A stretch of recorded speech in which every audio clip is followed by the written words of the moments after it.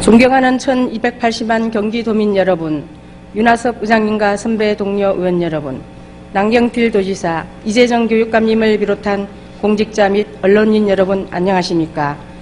새누리당 보건복지위원회 박순자 의원입니다. 본 의원은 어린이집 누리가정 영원, 유치원 누리가정 4개월 예산을 보고 참담하고 허망한 마음 범할 길 없어 이 자리에 섰습니다. 이재정 교육감님과 더불어민주당 의원님들께서는 35만 영유아들을 위한 1280만 경기도민들의 원성이 정녕 들리지 않는단 말입니까?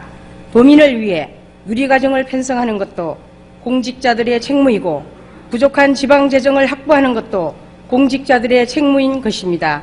이 공직자 속에는 대통령도 교육부 장관도 도지사도 교육감도 심지어 의원들 모두도 포함되는 것입니다.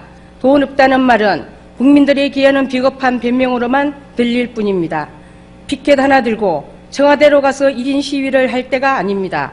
장관이든 차관이든 만나서 설명하고 설득해야 합니다. 보다 적극적으로 나서야 합니다.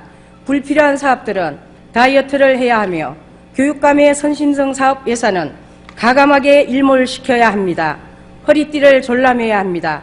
그래야 국민들께서도 이해를 해 주실 것입니다.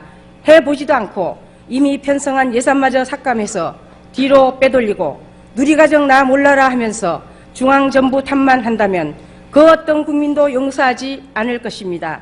교육감님, 그리고 더불어민주당 의원님, 누구의 공약이니 누구의 책임이니 하는 책임 공방과 정치 논쟁은 잠시 내려놓읍시다.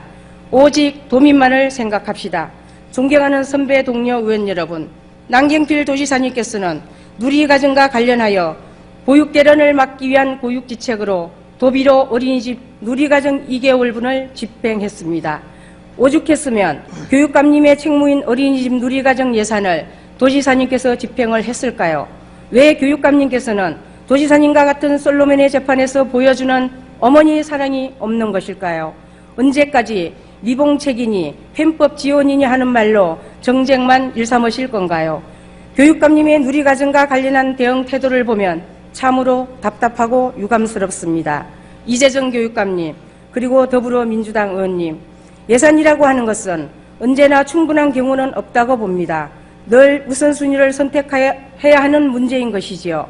따라서 돈이 없어 누리가정을 편성하지 못한다는 교육감님의 변명은 도민들에게는 전혀 설득력을 얻지 못합니다. 진정으로 우리의 35만 영유아들과 학부모님들 그리고 어린이집과 유치원 관계자들을 사랑한다면 교육감님의 선심성 공약사항보다 누리가정을 우선순위에 두면 되는 것입니다. 지난 연말 국회 예산안 심의 때에도 누리가정 예산으로 3천억 원을 추가 지원하기로 여야정 3자가 합의를 하지 않았습니까? 그럼에도 이를 뒤집고 더불어민주당 의원님들께서는 어린이집은 영원으로 유치원은 고작 4개월만 편성한다는 게 과연 합당하다고 생각하시는지요? 그리고 여야정 3자가 합의한 사항을 진보 교육감이 뒤집어버린다면 어떤 국민이 이런 교육감을 신뢰할 수 있겠습니까? 최근 언론 보도를 보면 누리가정 대란을 초래한 교육감을 향해 썬소리를 쏟아내고 있습니다. 심지어 교육감 직선제를 폐지하자는 목소리까지 나오고 있는 실정입니다. 지금과 같은 교육감 선거 제도 하에서는 누리가정 예산 갈등과 같은 일들이 반복해서 일어날 가능성이 높다고 판단한 것이겠지요.